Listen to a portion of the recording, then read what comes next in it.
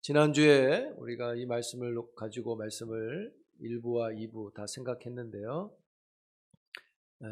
1부에 제가 전할 때는 4장 12절을 살펴봤습니다. 그리고 오늘은 4장 11절을 살펴보게 됩니다. 왜 그렇게 순서를 바꿨냐면 생각해 봤을 때 지난주에 강사 목사님이 아무래도 12절에 맞출 것 같아서 저희도 그렇게 했습니다. 지난주에 말씀을 드렸었는데요. 일부에 하나님이 이 땅에 교회를 피로 사신 교회를 세우셨죠. 교회는 불가항력적 은혜를 받은 사람들이 불가항력적으로 모인 곳이 교회입니다. 하나님은 교회를 가시적 교회로 주셨습니다. 이 말의 의미는 교회를 사람들의 모임으로 허락해 주셨다는 것입니다. 교회에 사람들이 있다는 것입니다. 그리고 그 세우신 교회에, 가시적 교회에 하나님은 직분을 주셨습니다. 바울은 교회에 주신 직분을 이렇게 이야기합니다. 본문 4장 7절인데 한번 읽어볼까요? 시작. 우리 각 사람에게 그리스도의 선물의 분량대로 은혜를 주셨다. 은혜로 선물의 분량대로 은혜를 주셨다. 각 사람에게 그리스도의 선물을 은혜로 주신 것이 직분입니다. 그 선물로 주신 직분을 따라 일할 수 있도록 직분자에게는 은사를 주셔서 직임을 감당하게 하죠. 이것이 교회를 세워가는 하나님의 방식입니다. 교회는 행정이나 어떤 프로그램으로 어떤 구조로 되는 게 아니에요. 이 직분을 통해서 직임을 항세하게 하셔서 교회를 세워가시는 게 하나님의 방법이라는 거예요. 바울도 자신도 이 방식 안에 있다고 이야기해요. 에베소 3장 7절 읽겠습니다. 다 같이 시작. 이 복음을 위하여 그의 능력이 역사하시는 대로 내게 주신 하나님의 은혜의 선물을 따라 내가 일꾼이 되었노라. 여기도 보세요. 은혜의 선물이란 말을 하고 있고요. 그 은혜의 선물이 일꾼이 된 거라고 말합니다. 그래서 오늘 4장 7절에서 말했던 그리스도의 선물의 분량대로 은혜를 주셨다는 것은 일꾼으로 부르신 것을 가리키는 거죠. 곧 우리에게는 직분이라고 할 수 있습니다. 바울은 은혜의 선물을 가리켜서 일꾼이 됐다고 말합니다. 그리스도가 바울에게 주신 선물은 교회를 세우는 일꾼을 주신 겁니다. 그래서 이 시간에 그 교회에 주신 은혜의 선물, 그게 11절에 나오는 직분이에요. 11절에 보시면 사도와 선지자, 복음 전하는 자, 목사와 교사 이렇게 돼 있죠. 다른 데도 또 직분의 소개가 있겠지만 오늘 본문을 중심으로 봅니다. 여기 나오는 직분, 사도, 선지자, 복음 전하는 자, 목사와 교사라고 하는 이 직분을 협의적으로 보면, 구조적으로 보면 사도, 선지자, 복음 전하는 자, 목사, 교사로 구분할 수 있어요. 그렇게 부를 수 있다는 겁니다. 본문에는 없지만 역시 협의적으로 우리가 부르고 있죠. 장로, 집사, 권사, 서리집사, 권찰 이렇게 우리가 호칭을 하죠. 협의적으로는 이렇게 구분할 수 있습니다. 한편 이 직분이라는 것을 협의가 아니라 광의적으로 넓게 보면 모든 성도들이 구분 없이 직분을 받은 것입니다. 왜냐하면 직분을 뭐라 그랬습니까?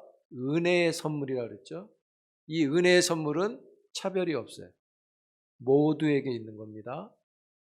그래서 넓게는 모두에게 다 직분이 있어요. 그래서 여러분, 직분적인 호칭이 없어도 교회 문을 여는 것도 직분이 될 수 있고요. 청소를 하는 것도 직분이 될 수 있고, 주차를 안내 봉사하는 것도 직분이 될 수 있어요. 우리는 직분이라고 하는데 카톨릭은 직제라는 개념으로 접근을 하죠. 직제라는 걸 합니다. 좀 규정적이고 제도적이고 좀 계급적인 느낌을 갖게 해요. 그래서 이런 직제로서의 범위 안에서 교황의 위치가 올라가 있는 겁니다. 그래서 천주교는 교황이 우리가 말하는 법을 정할 수가 있어요. 그럼 이제 그게 천주교의 법이 되고 교리가 됩니다. 얼마 전에 교황이 그 동성연애를 인정했죠. 그래서 조금 혼란스러움이 있다고 합니다. 그게 이제 인정이 되는 거예요. 교황이 그렇게 하라 그러면. 직제 안에서 가장 높은 단위에 있기 때문에 그렇게 합니다. 여러분, 천주교의 이런 배경 아래서 루터가 만인 제사장이라는 표현을 썼어요. 그러니까 이 표현이 얼마나 핵폭탄 같은 표현인지를 상상해 볼 수 있어요. 천주교가 그렇게 딱 돼 있는데 거기서 우리 모두가 만인 제사장이다라고 했을 때 정말 어마어마한 사건이었던 거죠. 그래서 개혁이 일어난 겁니다. 그래서 루터는 이 말을 함으로 인해서 수도복을 입은 마귀라는 별명을 얻어요. 수도복을 입은 마귀다. 그리고 재판도 받고 하는 겁니다. 그래서 루터는 그것을 아니라고 하라 이렇게 하니까 양심상 하나님이 주신 양심으로 못합니다 이렇게 하죠. 여러분, 이런 의미로 놓고 볼 때 교회에 주신 은혜의 성물은 직제라는 표현보다는 직분이라는 표현이 더 맞습니다. 우리 모두에게 직분을 주셨는데요. 그 가운데 어떤 사람은 사도로, 어떤 사람은 선지자로, 우리 모두에게 직분을 주셨는데 오늘 본문 그대로예요. 어떤 사람은 복음 전하는 자로, 어떤 사람은 교사로, 목사로 이렇게 주신 것이죠. 어떤 사람은 장로로, 어떤 사람은 권사로, 어떤 사람은 예를 들어 더 확대하자면 회장으로 이렇게 되겠죠. 그 가운데 오늘 본문에 나오는 사도와 선지자와 복음 전하는 자, 이 세 가지 직분은 지금은 없는 직분입니다. 이것은 초대교회 일시적으로 준 직분이에요. 그래서 이런 것을 가리켜서 임시직이라고 하는 겁니다. 우리 총회헌법도 그런 표현이 있습니다. 또 어떤 사람은 목사로 교사로 직분을 주셨는데 이 직분은 주님이 오실 때까지 계속되는 직분입니다. 그래서 이것을 가리켜 항종직이라고 하는 거예요. 사도요, 선지자요, 복음 전환자의 직분이 지금도 있다고 하면 성경을 모르고 하는 말입니다. 여러분, 사도의 직분을 보면 사도행전 1장에 보면 나오죠. 사도는 주님과 동행을 하고 주님의 부활을 목격한 사람이어야 한다고 딱 나와요. 딱 이렇게 규정되어 있어요. 그래서 사도란 말은 규정 속에서 사용되는 단어라고 보셔야 돼요. 사도는 몇 명이죠? 12명이잖아요. 그러니까 그렇게 규정됐다고 보시면 될 것 같아요. 물론 사도 바울도 본인이 사도라고 표현을 하고 있습니다. 어쨌든 주님이 부르신 사도가 12사도인데 딱 그렇게 정해져 있다고 보시면 돼요. 사도에게는요, 하나님이 큰 권세를 주셨는데 그 중에 하나가 복음을 전할 때 경계가 없이 복음을 전하게 하십니다. 여러분, 오늘날 이 목사는요, 목사 직분에는 복음을 전하는데 지역적 경계가 있어요. 원래 그렇게 되어 있습니다. 그래서 지교회라는 표현을 쓰는 거예요. 그리고 목사를 지교회 목사라는 표현을 쓰는 겁니다. 지역적으로 어느 정도 이렇게 범위가 있다는 거, 거기서 복음을 전하라는 겁니다. 근데 사도들에게 이러한 개념이 없어요. 그들의 지정이 없는 사역을 하도록 하나님이 권세를 주셨어요. 또 하나의 권세가 있다면 그것은 사도들에게는 성경을 기록하는 특별한 일을 맡기셨다는 거예요. 이러한 점들을 놓고 사도들의 고유한 직분을 보면, 이렇게 정의하면 오늘날엔 사도는 없다는 겁니다. 그래서 여러분, 어떤 집회 포스터 보면 주의 종, 주의 사자, 땡땡땡 목사 뭐 이런 거 있죠. 이거는 다 잘못하는 거예요. 그 목사님이 사자, 사도 뭐 이런 표현 쓰면 안 됩니다. 주의 사도, 뭐 땡땡땡 목사님, 뭐 능력의 종, 주의 사도 이런 표현들을 보게 되는데 이것은 그릇된 겁니다. 성경을 몰라서 하는 말이에요. 그러니까 그런 글자가 있는 집회는 안 가도 돼요. 아멘? 아멘? 가나 보네. 네? 모르게 싹 가나 봐요. 여러분, 사도는 그렇게 제한적이에요. 12사도만 있다고 보시면 돼요. 신학적으로도 그 다음 제자들을 속사도라는 표현을 씁니다. 사도라고 하지 않아요. 그 다음엔 교부라는 표현을 쓰고. 그럼 본문에 나오는 선지자도 구약의 선지자가 아닙니다. 본문에 나오는 선지자는 신약의 선지자입니다. 그래서 초대교회 선지자를 가리킵니다. 성경에 보면 초대교회에 선지자가 있다는 걸 알 수 있어요. 왜 이때 선지자가 있었는지, 지금은 없는데 있었느냐? 초대교회 때는 시대적으로 하나님께서 말씀을 직접 주셨단 말입니다. 왜 그랬냐? 아직 성경이 정착되거나 완성되지 않았기 때문이에요. 당시 성도들이 성경을 우리처럼 들고 다니면서 신앙생활을 하지 않았단 말입니다. 그래서 하나님이 시대적으로 특별하게 사람을 통해서 말씀을 주셨어요. 그러면 한번 찾아볼까요? 사도행전 11장 볼까요? 선지자가 나오는데, 신약의 선지자가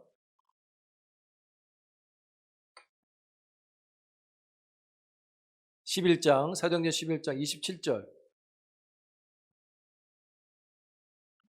같이 있습니다. 27절, 28절, 11장 27절입니다. 시작. 그때 선지자들이 예루살렘에서 안디옥에 이르니 그 중에 아가보라 하는 한 사람이 일어나 성령으로 말하되 천하에 큰 흉년이 들리라 하더니 글라우디오 때에 그렇게 되니라. 27절에 보세요. 선지자들이 예루살렘에서 오니 그 중에 아가보라. 아가보가 당시 선지자였어요. 하나님의 말씀을 받는 사람이었어요. 한 군데 더 볼까요? 사도행전 15장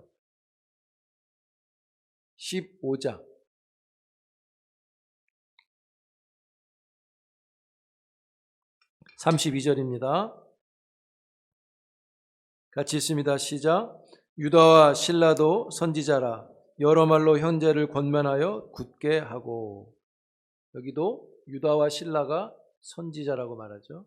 말씀을 받아서 전하는 사람이었다는 거예요. 디모데후서에 보면 바울도 자기를 그렇게 표현합니다. 하나님이 그때 요소에 따라서 교회를 위해서 직접 계시를 주시고 그 계시를 받는 사람들이 있었는데 신약교회 시대에 선지자라고 부른다는 거죠. 지금은 없다는 겁니다. 여러분, 우리가 만약에 지금도 성경으로 인정할 만한 직접 계시를 받고 있다면, 그런 선지자가 존재한다면 성경은 계속 기록되어야 되는 거 아닙니까? 그러나 성경의 계시는 완성됐고 종료되었기 때문에 지금은 선지자는 없습니다. 이 시대의 선지자 누구누구 뭐 목사 그렇게 하면 안 된다는 겁니다. 그래서 현재는 그렇게 생각하셔야 돼요. 특별한 계시가 주어지는 게 아니라 이미 끝난 종료된 계시를 우리가 새롭게 깨닫고 이해한다라고 받아들이시면 돼요. 그래서 지금도 뭐 새로운 계시 말씀 뭐 하나님의 직접 뭐 계시를 듣겠다고 찾아다니는 것은 무속신앙하고 똑같아요. 우상을 섬기는 겁니다. 근데 요즘에도 계속 그런 게 있죠. 집회가 있단 말입니다. 사람이 많이 모입니다. 막 체육관에 꽉꽉 찹니다. 그런 교회들도 꽉꽉 찹니다. 새로운 계시를 받았다고 막 집회하는 데를 가리켜 요즘 우리가 신사도 운동이라고 그러죠. 신사도 운동. 새로운 사도의 운동을 일으킨다는 사람들이 그걸 해요. 사도시대의 계시가 지금도 일어난다고 보는 겁니다. 왜 없겠냐는 거예요.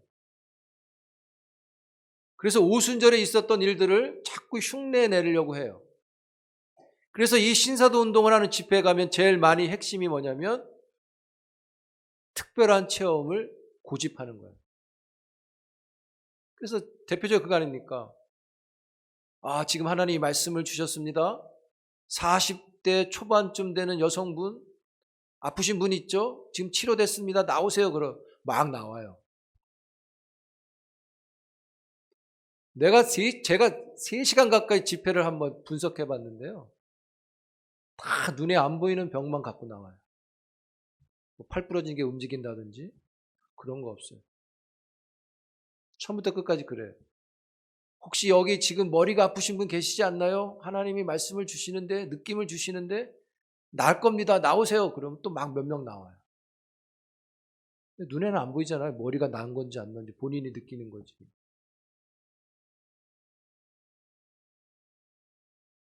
어마어마하게 모여듭니다.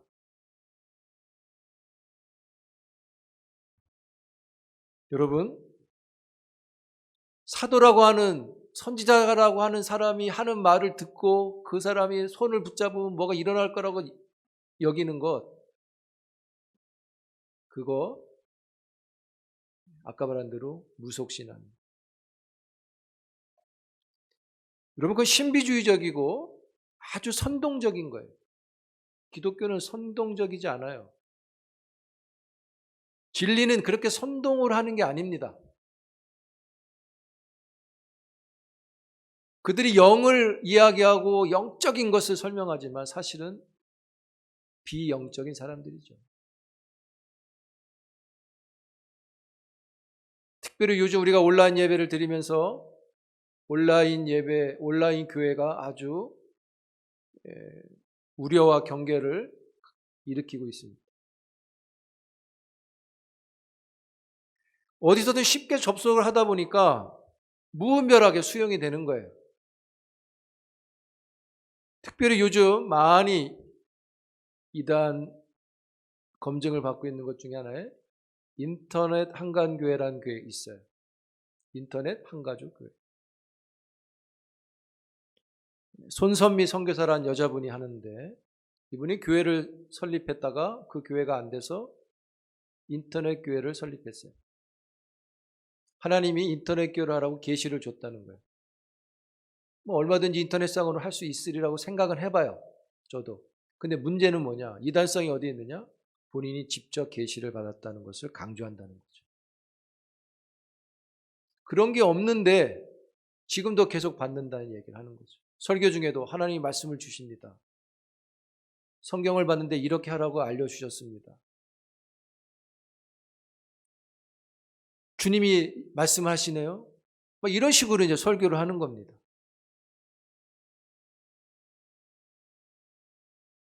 여러분, 그럴 수 있겠다 하지만 그것이 계속 들으면 성도들의 마음에 우리 저분은 하나님과 직통이구나 이렇게 받아들인다는 거죠. 그 단적인 예가요. 그 인터넷 제가 살펴봤어요. 여러 가지를 다. 그랬더니 인터넷상에서 질문을 해요. 또 그 인터넷 예배를 드린 사람들이 질문을 해요. 예수님의 목소리는 저음인가요? 중저음인가요? 이렇게 물어봐요. 근데 뭐라고 대답한지 압니까? 높은 톤은 아니에요. 정확히 중저음인지 저음인지 말하기 좀 어려워요. 그럼 뭐야 도대체? 뭘 들은 거예요? 또 이렇게 질문했어요. 지금 폭염이 너무 심한데요. 선교사님이 태풍이나 큰 비를 위해서 기도해 주세요. 대답이 뭔지 압니까? 저도 기도했거든요. 그러니까 어저께나 그저께부터 날씨가 내려가잖아요. 이렇게 돼 있어요. 이게 말장난인데 사실은 이거를 영적으로 받아들인다는 거예요. 이런 질문이 있어요. 이분은 천국에 있나요? 죄 졌는데? 예, 천국에 있대요. 회개했기 때문에 있대요. 자꾸 사람들이 직통계시로 받아들이는 거예요. 자기도 모르게. 빨려 들어가는 거죠. 그래서 각 교단마다 지금 이제 검증을 하고 있는 거예요, 지금. 그리고 이제 알리기 시작하는 거예요. 수원에 있습니다. 인터넷에서 구독자가 15,000명이 넘어갔대요. 그리고 교회를 다시 세웠어요. 인터넷 교회 쓰면 교회가 없어야 되는데 사람이 모이니까 교회를 세웠어요. 그리고 그리스도의 군사학교라고 하는 거를 그 교회에서 해요. 몇십 개, 몇 주 긴 주간에. 가족들이 그거를 합니다. 그리고 마지막 때가 되면 재림하시면 예루살렘 성전이 다시 세워지고 거기서 제사가 회복된대요. 여러분, 성전이 세워지고 제사가 회복된다고 하는 건 그리스도의 죽음과 부활을 무시하는 것과 똑같아요.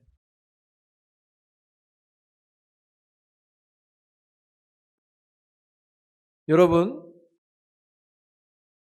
문제는 이것이 온라인을 통해서 접속이 가능하다는 거죠.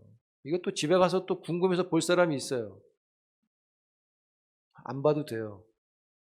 제가 말해주잖아요, 대신 보고. 심지어 그의 아들은 천국과 지옥을 갔다 왔다고 해요. 그걸 간증하러 다닙니다. 그것도 살펴봤더니 자기는 선교사의 가정에서 하나님을 믿기 싫었대요. 힘들어서. 근데 어느 날 자기를 데리고 천국을 가셨다는 거예요. 천국에 가서 아담도 만나고 아브라함도 만나고 예수님 만나고.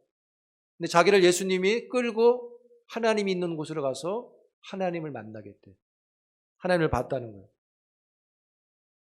자기를 얼마나 포장합니까? 하나님 본 사람이 있어요?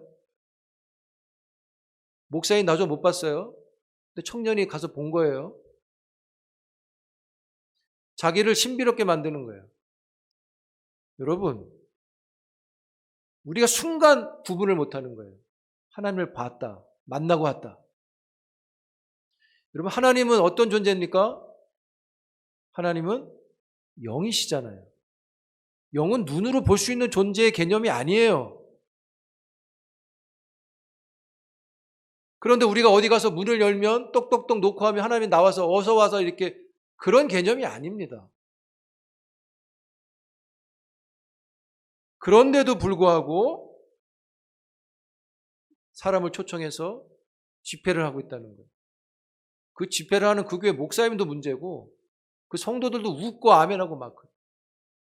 더 문제는 제가 볼 때는 그런 얘기를 해요. 하나님 만나고 나왔는데 순간적으로 창조부터 요한계시록까지 성경을 쫙 보여줬대요. 그림처럼. 이젠 그 청년이 하는 말은 다 성경 안에 있는 말이 돼버리는 거예요. 성경을 마음대로 해석할 것 같이 보이는 거예요. 제가 볼 때. 그래서 제가 그때 질문을 던졌어요. 앉아서. 아담은 어떻게 만들었냐 이렇게 물어보고 싶더라고요. 하나님이 우리처럼 손이 있어서 흙으로 이렇게 빚었냐 아니면 말로 나타냈냐 물어보고 싶더라고요. 근데 뭐라 했는 줄 알아요? 다 말하면 밤을 새도 안 돼서 말 못한대.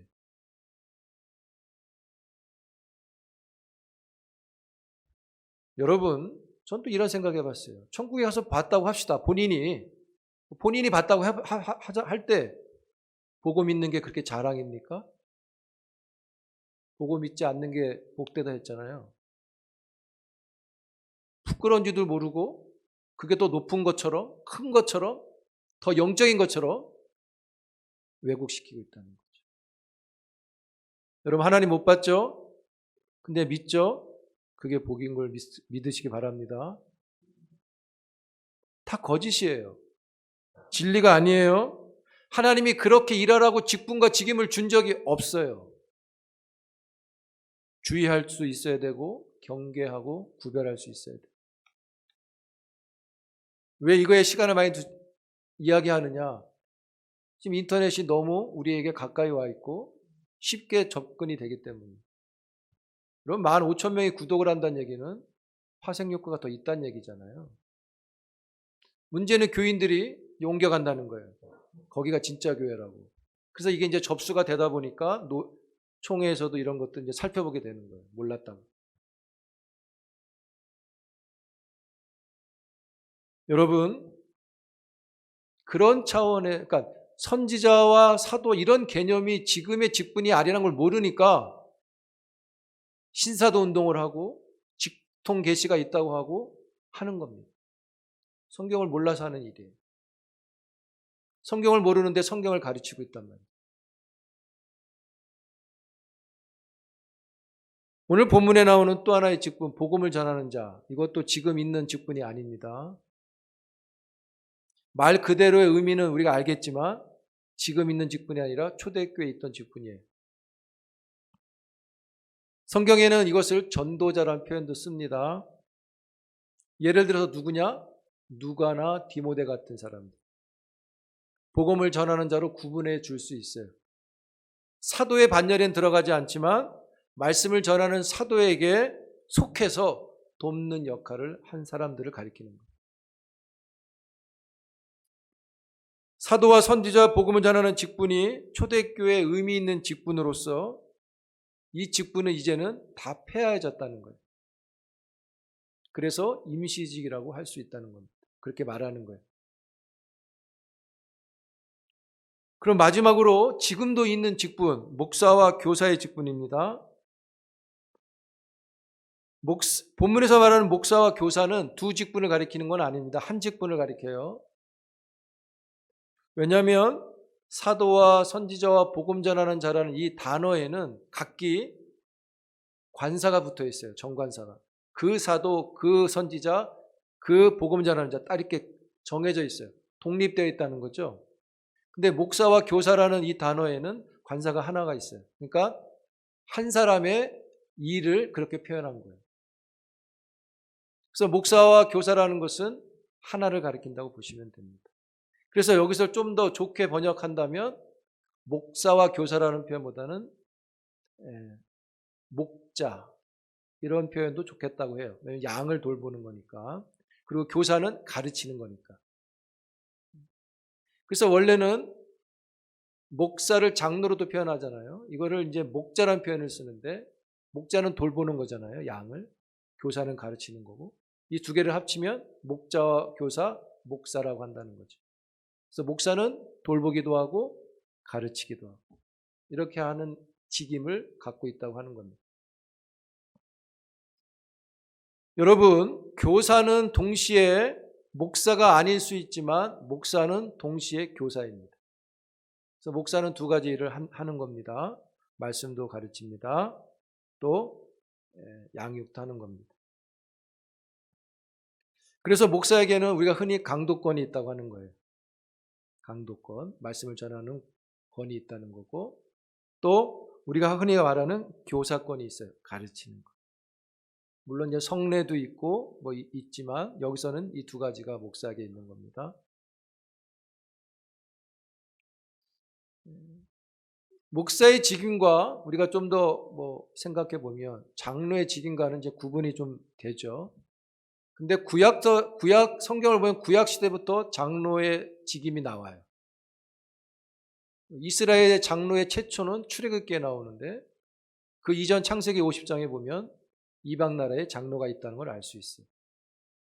그게 쭉 와서 초대교회에도 장로가 있는 것을 알게 되죠. 그 변천은 좀 여러 가지로 나눠지는데 우리가 쓰는 목사와 장로의 직임을 구분된 것은 종교개혁 이후에 칼빈이 만든 제도를 따르기 때문이라고 보시면 됩니다.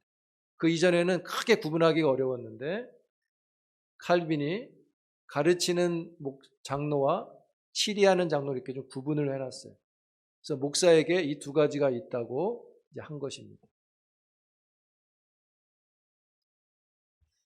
그래서 만약에 장로가 강도를 하려면 할 수 있느냐? 안 된다는 거죠. 그걸 주지 않았기 때문에.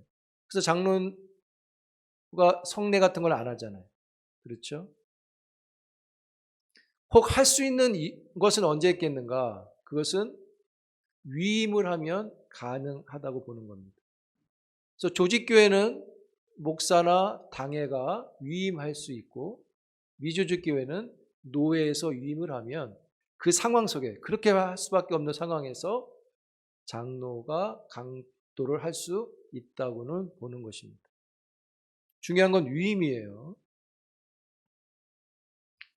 어쨌든 본문에 나오는 것은 목사로서 가르치고 양육하는 그 목사를 가리킨다고 보시면 됩니다.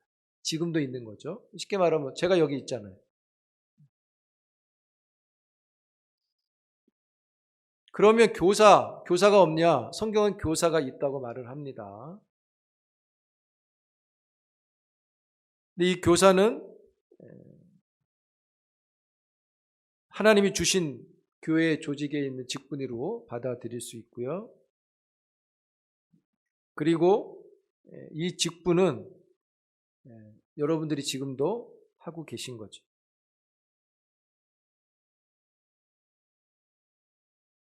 그러면 이게 이제 성경에 나오는 직분인데 표현하면 오늘 우리가 하는 직분은 뭐 어떠냐?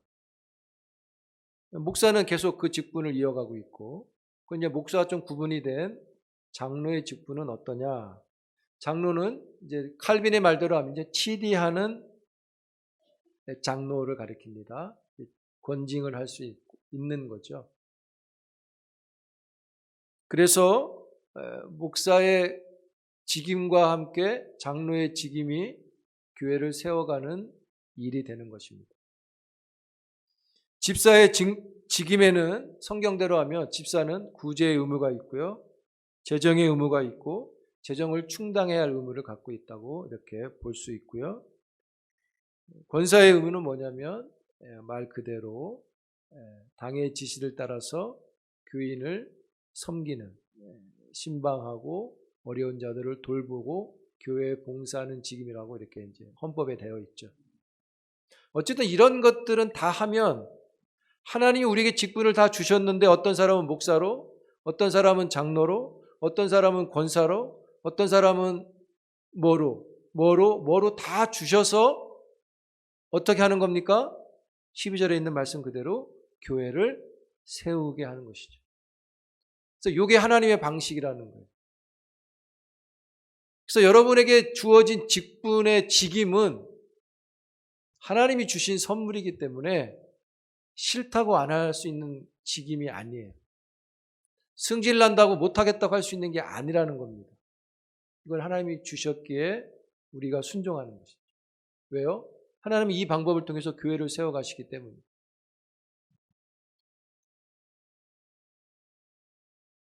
여러분 12절의 말씀을 읽어볼까요? 다 같이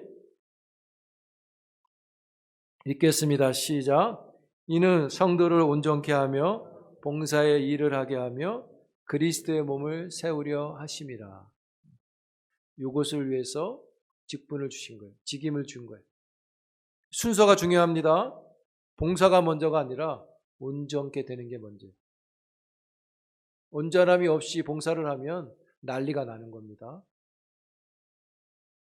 말씀드렸죠, 지난번에. 온전하다는 뜻이 뼈를 맞춘다는 뜻이고 찢어진 그물을 수리한다, 훈련시키다, 준비하다 이런 뜻이 있다 그랬죠. 즉 성도를 표현하면 찢어진 성도를 예를 들어 뼈가 이렇게 어긋난 사람들을 다시금 이렇게 회복시켜 주라고 직분자를 세웠다 이런 뜻인 거죠. 여러분 뼈가 어긋난 자들을 우리가 함께 잘 세워갈 수 있기를 축복합니다. 그게 우리에게 주신 직분이라는 거예요.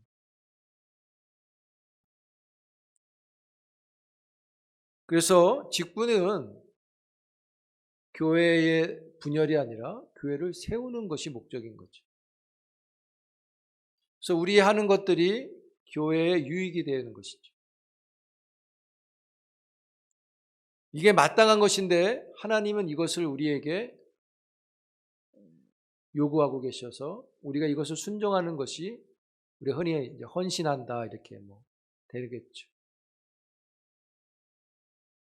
사랑하는 성도 여러분, 바라기는 우리 모두가 직분을 받았어요. 어떤 분은 목사로, 어떤 분은 장로로, 어떤 분은 권사로, 어떤 분은 집사로, 어떤 분은 서리 집사로, 총무로, 여러 교사로, 찬양대로 뭐로 하는 안내로 다 부름을 받죠. 그 부름이 잘 이루어져서 우리 모두가 교회를 세워가는 하나님의 종들이 되기를 축복합니다. 여러분, 우리 모두가 주님의 직분자인 것을 기억하고 함께 해갈 수 있기를 주의 이름으로 축원합니다. 기도합니다. 하나님 감사합니다. 하나님이 우리에게 주신 피로 사신 교회에 직분을 주셔서 교회를 세우라고 하셨습니다. 우리 모두가 직분자로 부름을 받습니다. 주신 직분의 높고 낮음이 아니라 교회의 권위와 교회의 질서를 위해서 하나님이 주신 것임을 생각하며 주신 직분 겸손함으로 받게 하시고 이 사신교회 주신 직분의 중요함을 다시 우리 마음에 잘 담고 깨달아 부르신 직분에 순종하며 하나님의 나라와 몸된 교회를 이루어가는 하나님의 종들이 되게 하옵소서. 우리는 자꾸만 세속적이 되어서 이 직분도 자랑이 되고 싶고 또 이 직분이 자랑이 되지 않으면 서운하고 마음이 힘드는 일들을 경험합니다. 하나님, 다시 한번 우리의 영혼이 세속으로부터 주의 경건함을 얻게 하셔서 주신 직분을 하나님의 뜻에 맞게 알게 하시고 이루어가도록 축복하옵소서. 이룰 때마다 힘들고 수고하고 애쓸 터인데 하나님이 위로해 주시고 하나님이 그 영혼 위에 복의 복을 더하여 주시옵소서. 서화강명교회가 선한 직분자들을 통해서 아름답게 복되게 강건하게 경건하게 주의 뜻에 합당하게 참된 교회로 세워져 가도록 축복하옵소서. 예수님 이름으로 기도합니다.